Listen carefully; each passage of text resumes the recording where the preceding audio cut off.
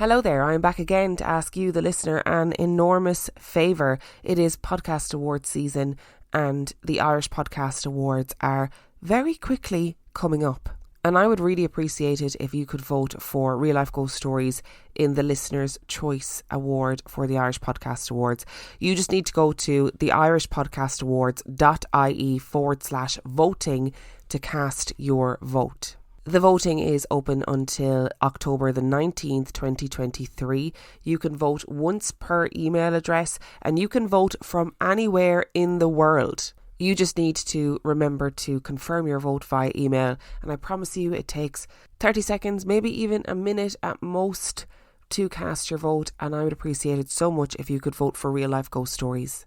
Here's the thing, most indie podcasts don't have budgets to even enter into most of the award ceremonies that go on for podcasting, and voting in a Listener's Choice Award is just a really good way to advertise for that podcast, and the little glimmer of hope that I might actually win brings me a certain amount of joy on a day-to-day basis. So if you are somebody who listens to Real Life Ghost Stories on the reg, if you like the content, I would really appreciate it if you could go to the irishpodcastawards.ie/voting to cast your vote. Thank you. I love you. Enjoy the episode.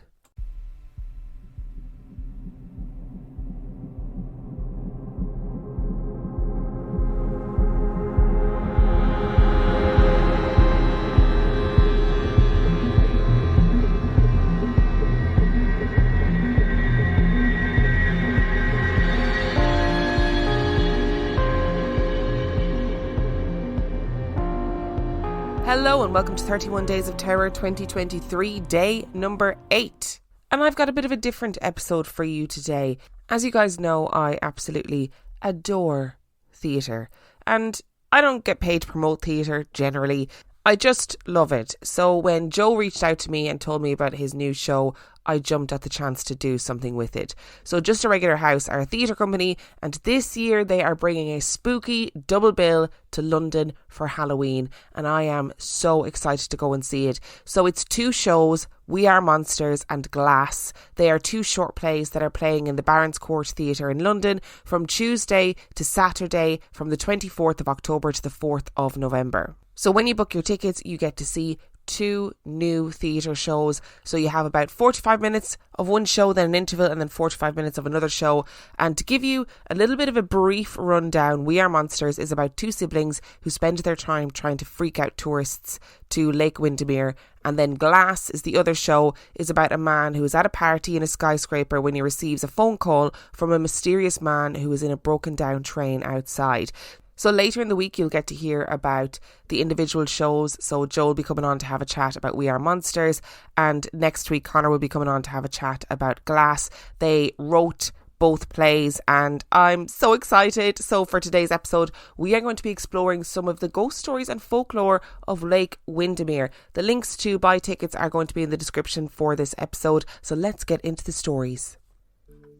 The Lake District is the largest national park in England and is a famous scenic region which covers 866 square miles of the county of Cumbria.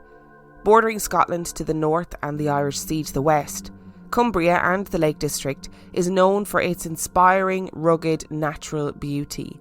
An area with a rich history, travellers to the Lake District can expect breathtaking views, ancient ruins and the chance to participate in a wealth of outdoor activities such as hiking, sailing and cycling.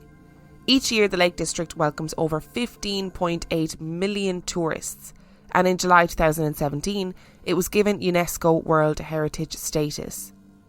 Lake Windermere is the largest lake in England and sits in the southeastern region of the Lake District.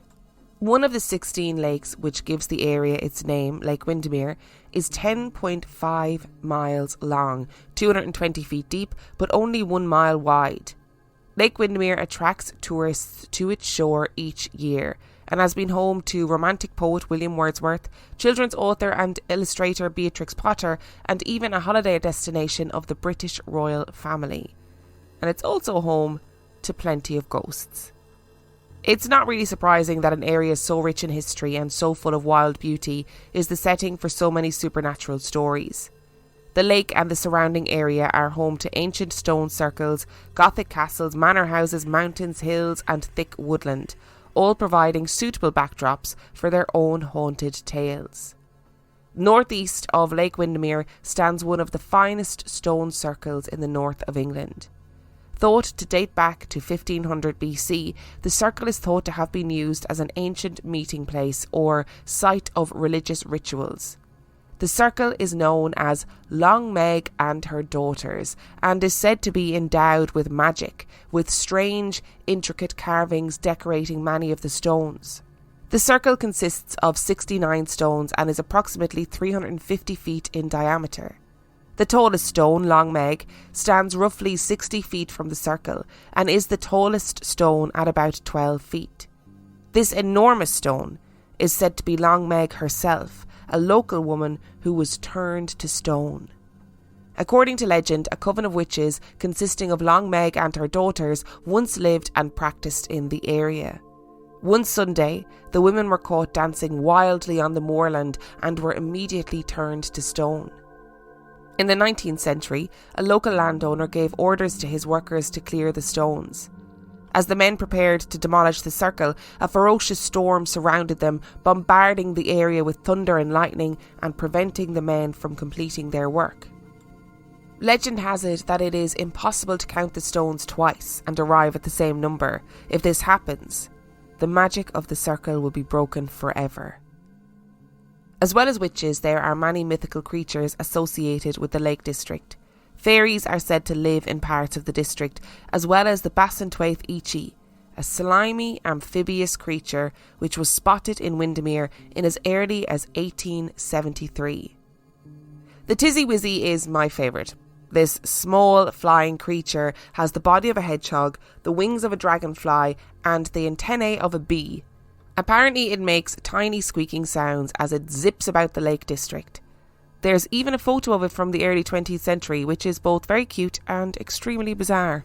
Some people believe the Tizzy Wizzy was created by a local boatman to entice people to come on his otherwise unpopular boat trips. There are some, however, who really do believe that these creatures exist. According to the legend, Tizzy Wizzies can be caught by luring them with their favourite food: ginger biscuits.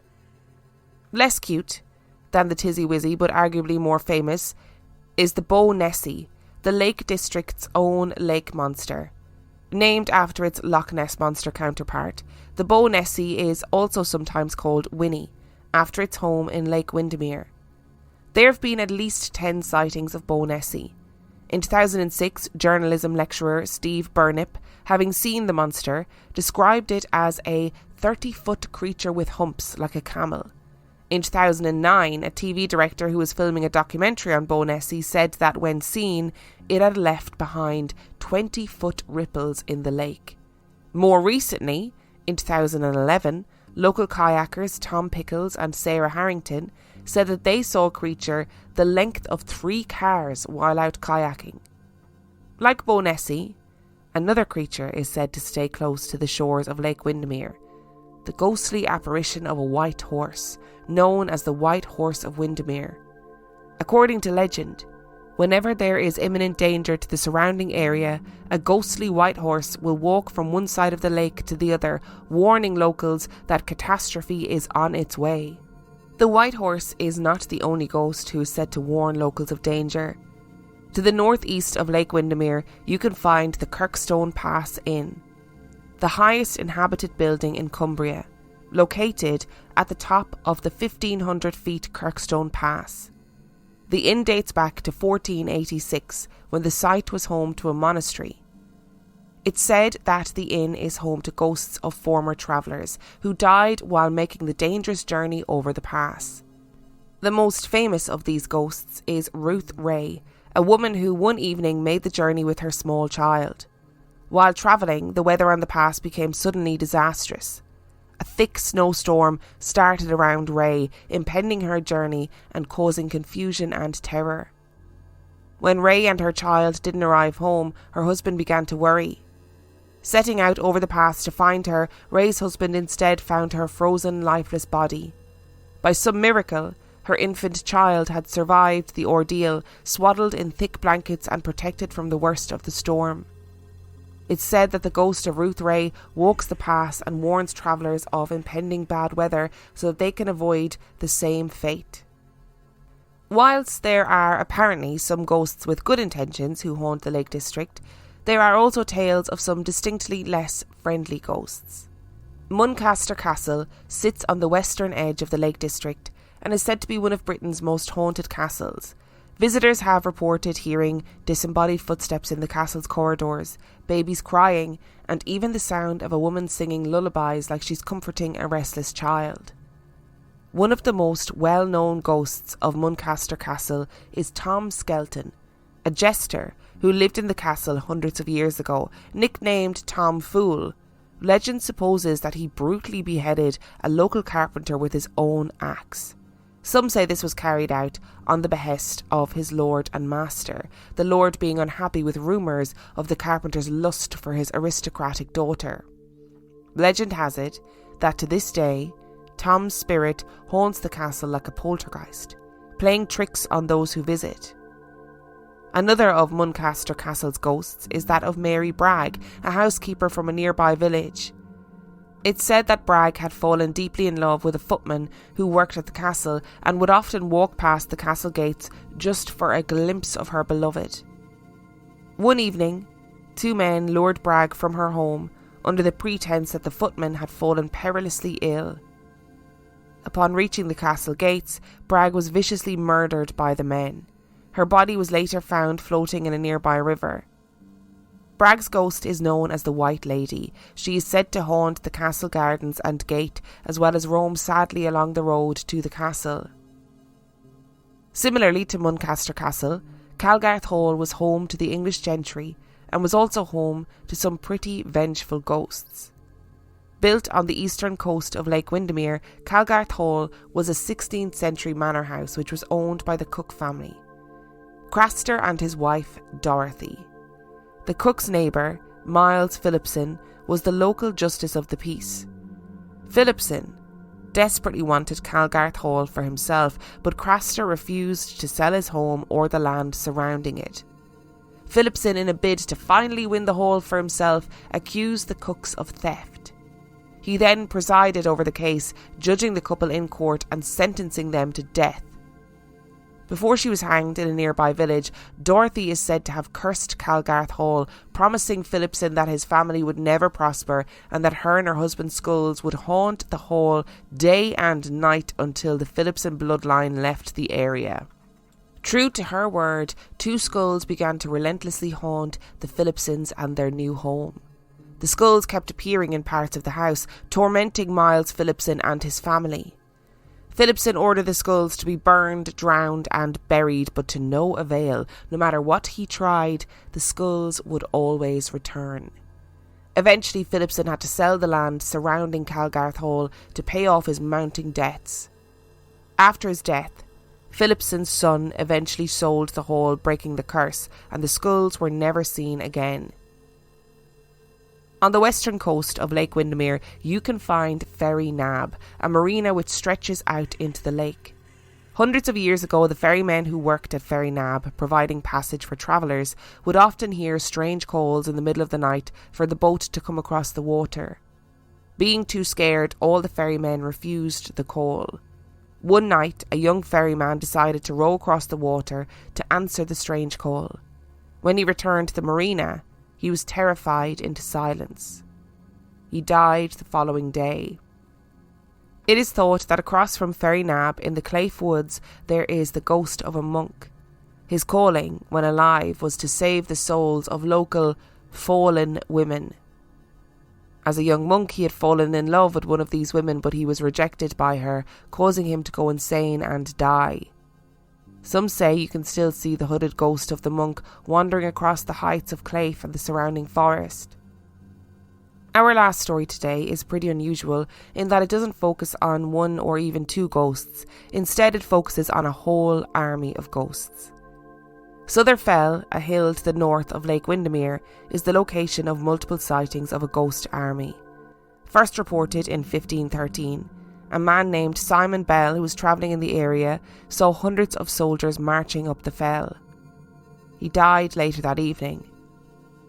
Tales of the Ghost Army reappeared in the middle of the 18th century, when numerous people reported their own similar stories of a marching ghostly army. On Midsummer's Eve in 1735, a servant to a local man named Mr. Lancaster is said to have watched a procession of soldiers, some on foot and some on horseback, progress across the fell.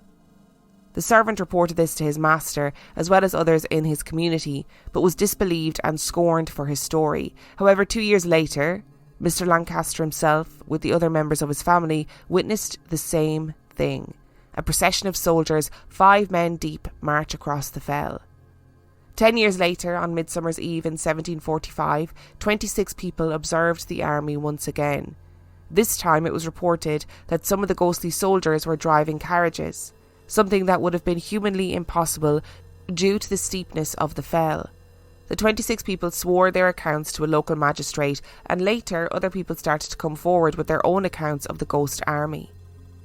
In all of these accounts, people returned to the fell the next day to look for hoof or footprints, but none were ever found. All in all, whether you're a budding ghost hunter or not, the Lake District and Lake Windermere should definitely be on your list of places to visit in England.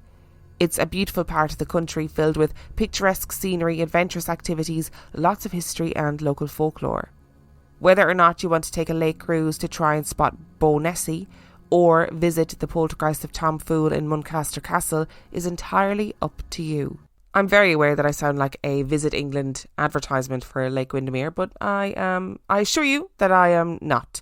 But what I am here to tell you about is obviously the 2 short plays that are playing in the Barons Court Theatre from Tuesday to Saturday, the 24th of October to the 4th of November. And it's brought to you by Just a Regular House Theatre Company, and it's 2 separate plays on the one night, We Are Monsters and then Glass. We Are Monsters is all about the legends of Lake Windermere woven into a story of 2 siblings who spend their time trying to freak out local tourists, and then freaky stuff starts happening. And then Glass, which is a story about a man who is at a party in an office and goes downstairs, takes a phone call, and outside the office there is a man on a train, broken down, who allegedly knows this person. I love new theatre. New theatre makes me really happy, and We Are Monsters in particular delves into those legends and folklore of Lake Windermere, and I think it's going to be a really interesting night. They're also having a Halloween party on their 31st of October show, where you can go dressed up and then have a party afterwards in the pub upstairs, which sounds amazing, and I'd love to be able to be there for that one, but I cannot. As per usual, I will leave the links to where you can get your tickets and the links to Just a Regular House, theatre productions, etc. in the description of this episode. If you can at all, if you're looking for something to do in London over Halloween, if you're just a theatre person and want to go see some new theatre, then do go and see them. I'd highly recommend it. I'm going to, and I can't wait. Thank you so much for listening to today's episode, and thank you of course to Joe, who reached out to me from Just a Regular House Productions to say, hey, we're doing a show and we think it might be up your street, and guess what? It absolutely is. If you would like to send in a spooky story to Real Life Ghost Stories, you can do so by emailing it to reallifeghoststoriespodcast@gmail.com. You can also check out the website reallifeghoststoriespodcast.com. And if you are desperate for some extra spooky content, you can subscribe to the Patreon. That is patreon.com/Real Life Ghost Stories, where for $5 a month or $2 a month, you get access to heaps of extra content, as well as every single main and mini episode completely ad-free. And on that note, I shall see you tomorrow. Hello there, I'm back again to ask you, the listener, an enormous favour. It is podcast award season, and the Irish Podcast Awards are very quickly coming up. And I would really appreciate it if you could vote for Real Life Ghost Stories in the Listener's Choice Award for the Irish Podcast Awards. You just need to go to theirishpodcastawards.ie/voting to cast your vote. The voting is open until October the 19th, 2023. You can vote once per email address, and you can vote from anywhere in the world. You just need to remember to confirm your vote via email, and I promise you it takes 30 seconds, maybe even a minute at most, to cast your vote, and I would appreciate it so much if you could vote for Real Life Ghost Stories. Here's the thing, most indie podcasts don't have budgets to even enter into most of the award ceremonies that go on for podcasting, and voting in a Listener's Choice Award is just a really good way to advertise for that podcast, and the little glimmer of hope that I might actually win brings me a certain amount of joy on a day-to-day basis. So if you are somebody who listens to Real Life Ghost Stories on the reg, if you like the content, I would really appreciate it if you could go to the irishpodcastawards.ie/voting to cast your vote. Thank you. I love you. Enjoy the episode.